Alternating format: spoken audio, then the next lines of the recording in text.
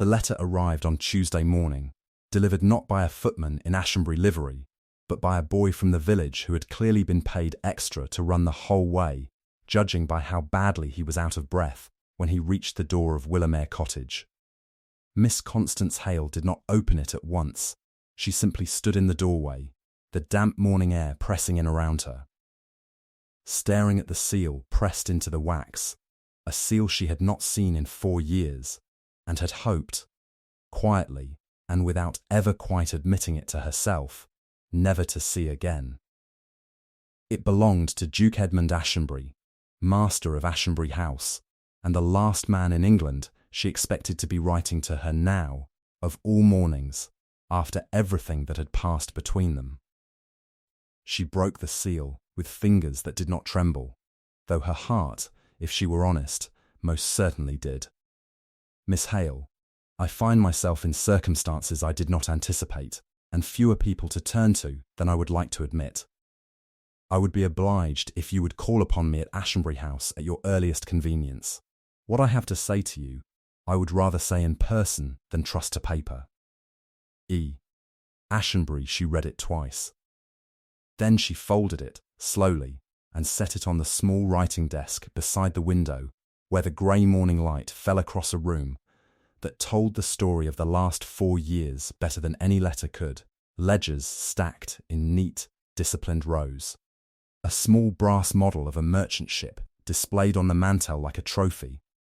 And, pinned above the desk, a newspaper clipping so worn from handling that its creases had nearly split the page in two. She did not know then, standing in that small cottage with the Duke's letter in her hand, that within the week she would walk back through the front doors of Ashenbury House for the first time since the humiliation that had sent her away, and that this time she would not be walking in as a poor relation asking for mercy, but as the one woman in England capable of saving the very man who had once declared her incapable of anything at all. 4 years earlier, in that same house, in front of the same family who now waited anxiously for her reply, Duke Edmund Ashenbury had stood at the head of a long mahogany table and said the words that had followed her ever since. That business failed twice before her. It will fail a third time under her hand as well. Give it to her, if it pleases her to try. It costs this family nothing more to lose. He had meant the Ashenbury Trading Company, a modest shipping and import concern the family had inherited, mismanaged, and nearly bankrupted not once, but twice, under the stewardship of 2 different male cousins, each more confident and less capable than the last. When it came time to dispose of the failing venture, rather than pour further family funds into it, someone, she never learned who, had suggested handing it to Constance instead, not as an act of faith, but as a final, convenient way of being rid of both the business and the inconvenient poor cousin in one stroke. She did not know then that this offhand cruelty, delivered without a second thought in a room full of people who expected never to hear the company's name again, would become the single most important sentence ever spoken to her. Before I tell you what she did with it, what she built from a company 2 grown men had already ruined twice over, I want to ask something of you. If stories like this one, of quiet women rebuilding what powerful men discarded, are the kind of thing you find yourself drawn back to again and again, then take just a moment now and press that subscribe button, so the next chapter finds you when it arrives. And while you're here, I'd love to know, down in the comments, right now, before we go any further, what town, what city, what corner of the world are you watching from tonight? I read every single one of them, and I promise you, it matters more than you'd think. Now, let us go back to the beginning, to the woman everyone assumed would fail a third time. Constance Hale had never been the sort of woman aristocratic drawing rooms remembered fondly. She was not witty in the way that earns invitations, nor beautiful in the way that earns proposals, nor wealthy in the way that earns forgiveness for being neither. She was the orphaned daughter of a lesser Ashenbury cousin, raised at the edges of the family's grand houses on the quiet understanding that she was fortunate to be tolerated at all. She had watched, over the years, with the particular clarity available only to people who were never asked to speak, how the family's fortunes were made and unmade. She had watched two cousins, first cousin Harold, then, after his spectacular failure, cousin Bertram, take control of the Ashenbury Trading Company and run it, with great confidence and very little sense, into the ground. Ships bought at foolish prices, cargo routes chosen for prestige rather than profit, partners flattered instead of vetted. She had said nothing, because nothing she said in those years had ever been asked for. When the company was finally handed to her, not as an honour, but as a joke dressed up as generosity, she accepted it with a quiet, unreadable calm that unsettled the family far more than tears would have. She did not know then that her calm was the very thing the family would come, 4 years later, to fear most about her. The company she inherited was, in every practical sense, a wreck. 2 ships remained of the original small fleet, both in poor repair.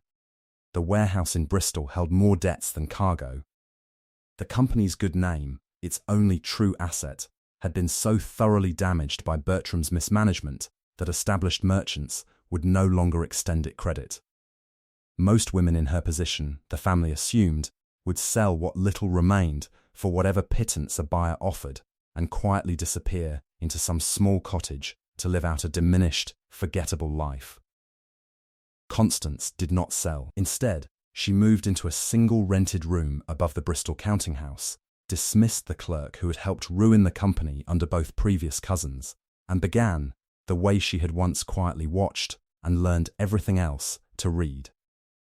She read every contract, every manifest, every letter of complaint from every disappointed merchant the company had ever wronged.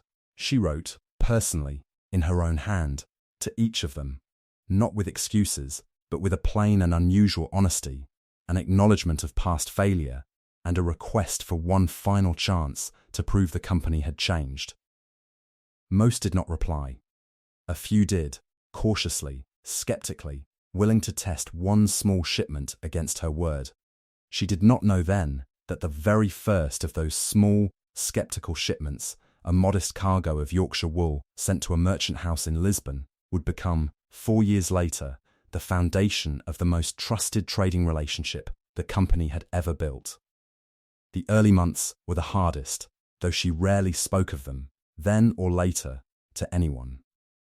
She sold one of the 2 remaining ships to pay off the most pressing debts, keeping only the smaller, sturdier vessel, a decision the family mocked when they heard of it, certain that a company with a single ship could never rebuild what 2 ships, poorly managed, had already lost.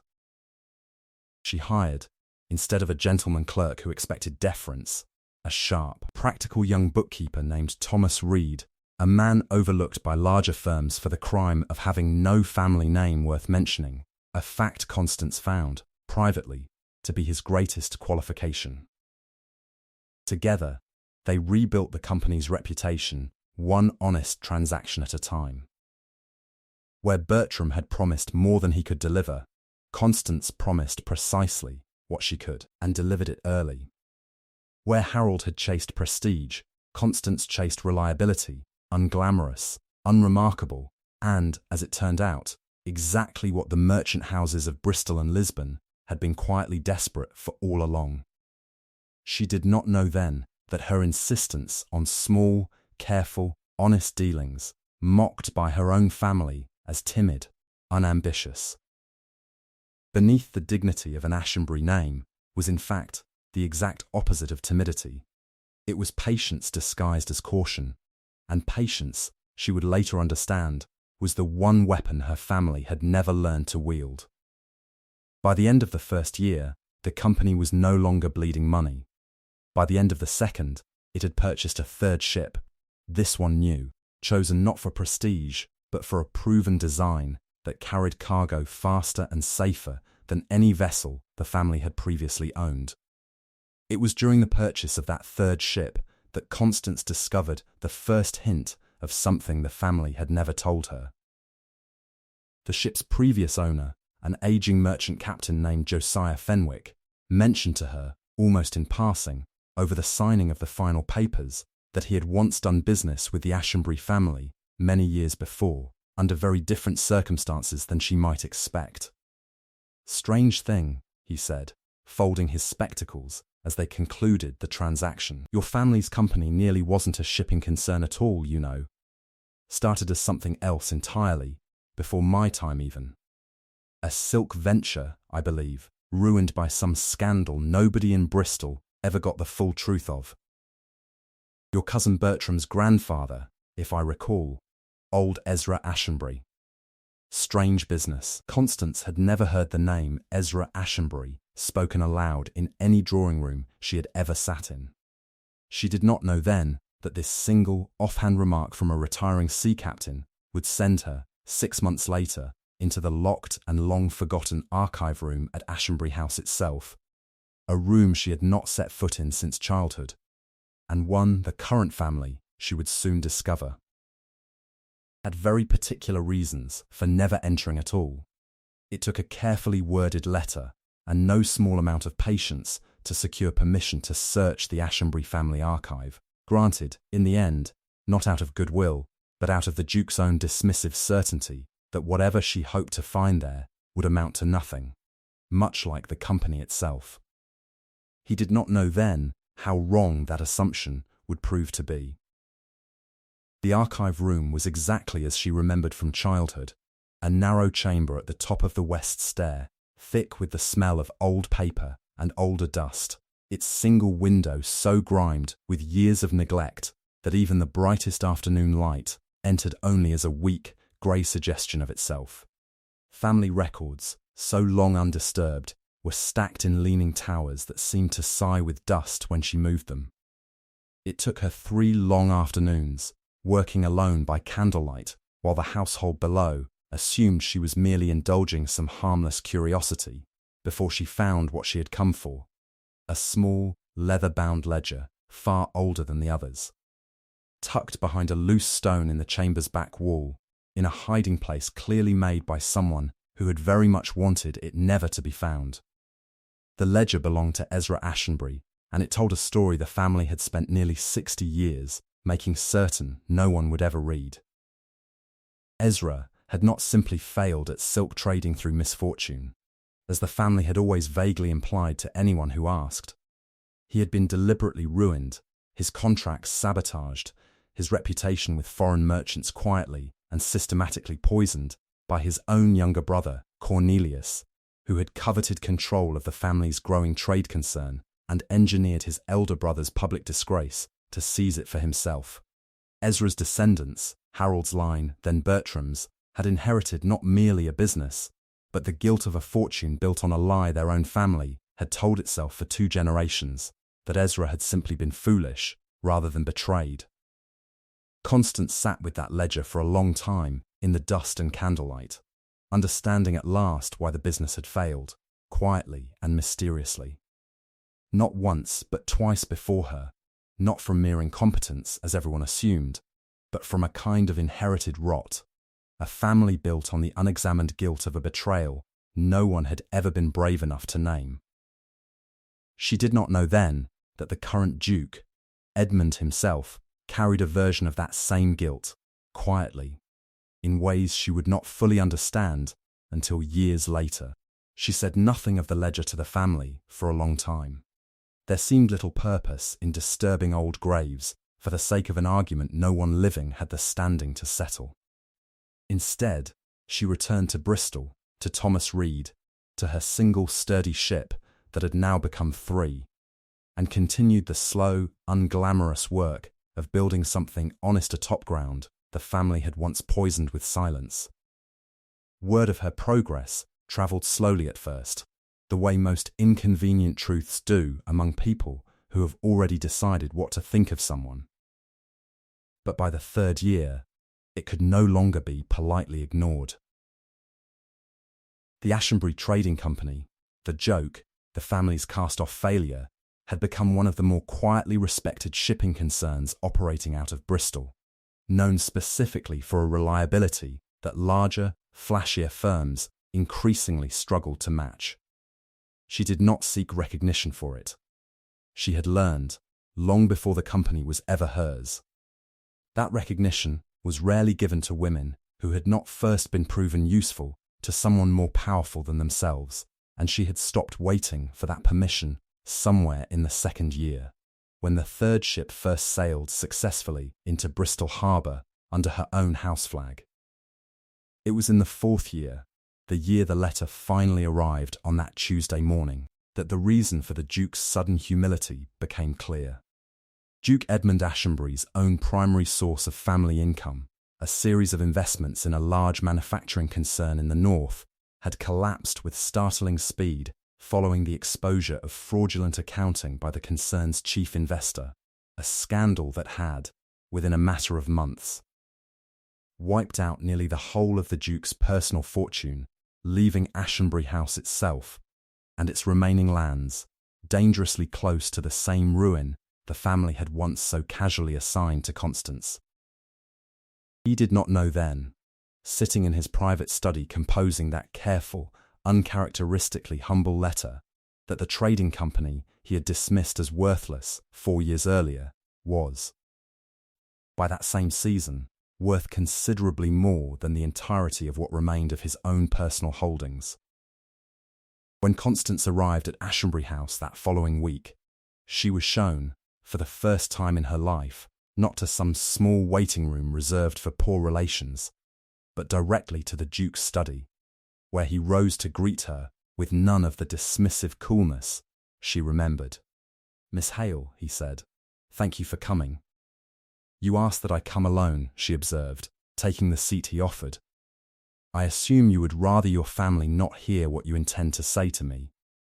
He did not deny it. "You always did understand more than this family ever gave you credit for." "I understood everything," she said simply. "I was merely never asked." He was silent for a long moment before he spoke again, and when he did, his voice carried none of the confidence she remembered from that long-ago mahogany table. "I find myself, Miss Hale, in the peculiar position of asking the woman I once declared incapable of success for her assistance in avoiding my own family's ruin. The manufacturing investments that sustained this house have collapsed entirely. What remains of Ashenbury land is mortgaged nearly to its full value, and the only concern bearing this family's name that has grown, rather than shrunk, in these past 4 years is the very one I gave away as worthless." Constance did not answer immediately. She looked, instead, at the room around her, the same study where, she now understood, 3 generations of Ashenbury men had quietly inherited both a fortune and a lie, without ever once questioning which had cost the family more. "Before I answer you, Your Grace," she said finally, "there is something you should see, something that has waited 60 years in your own archive room for someone to finally read it honestly." She showed him Ezra's ledger that same afternoon, and watched the colour slowly leave his face as he read, for the first time, the true history of the business that had failed twice before her, not through incompetence, but through inherited, unexamined betrayal. "Cornelius," the Duke said quietly, when he finally looked up. "My own great-grandfather's brother. I was taught he saved this family's fortune. Not that he stole it from the man who built it. Your family built its comfort on a story it never questioned," Constance said, not unkindly. "It is easier, I have found, to call a betrayed man foolish than to admit one's own ancestor was capable of betrayal." The Duke sat with that truth for a long time in the fading afternoon light, and when he finally spoke again, something in his voice had changed, quietly, permanently, in the way that only genuine humility ever truly sounds. "I do not know how to ask you to save this family a second time, Miss Hale, when the first time we gave you nothing but our contempt for the effort." "You are not asking me to save your family, Your Grace," Constance said. "You are asking me to continue doing precisely what I have already spent 4 years doing without your help. I am not obligated to extend that assistance to you now, simply because your fortune has finally caught up to the truth of your family's history." He did not argue. He had, By then, no ground left to stand on from which to argue. But, she continued, after a long moment, I have not built this company by refusing fair and honest partnerships, Your Grace.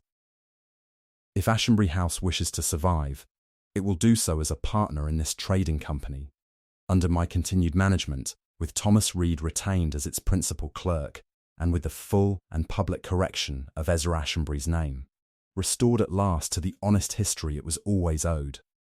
The restoration that followed was neither swift nor simple, but it was, in every meaningful sense, complete. Ezra Ashenbury's name was formally cleared before the family and the wider Bristol merchant community, his true history recorded at last in the same archive room where it had been hidden for 60 years, this time in a ledger that would remain open rather than concealed. The Ashenbury Trading Company was restructured as a true partnership, with Constance retaining full authority over its operations, a position no member of the family dared question again. After 4 years of proof, no one could reasonably dispute.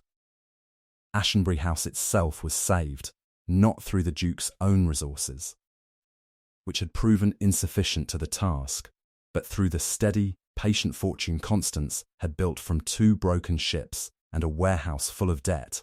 The very fortune the family had once assumed would amount to nothing at all. She did not accept the Duke's careful, belated offer of a formal place within the family, nor any title or honour he attempted, somewhat clumsily, to arrange for her ingratitude. She wanted neither. She had spent 4 years discovering that her worth had never depended on the family's willingness to recognise it, and she was not inclined to trade that hard-won understanding for a seat at a table that had never once, in all her years at its edges, thought to offer her one freely. What she did accept, in the end, was something quieter and considerably more valuable to her than any title: the Duke's public acknowledgement before the very family that had once laughed at his cruel dismissal of her, that the business which had failed twice before her had not failed a 3rd time, and that its success had, within 4 short years, grown to be worth a great deal more than everything the Ashenbury name had once so carelessly assumed was theirs to lose. On the evening she finally left Ashenbury House for the last time as a visitor rather than a relation seeking favour, Constance paused at the great iron gates and looked back once at the house that had spent her whole life teaching her she was worth very little. She did not feel triumph, exactly, standing there in the fading light. She felt something steadier than triumph, the quiet, settled certainty of a woman who had built, with her own patience and her own 2 hands, something no one could ever again dismiss with a single careless sentence spoken at the head of a long mahogany table. She had not needed the Duke's letter to know what she had built. She had known it every morning for 4 years, in every honest ledger, every fair contract, every small shipment that sailed safely into harbour under a name the family had once been so eager to abandon. It had never truly been a failing business at all. It had simply been waiting, all along, for someone willing to see what it might yet become.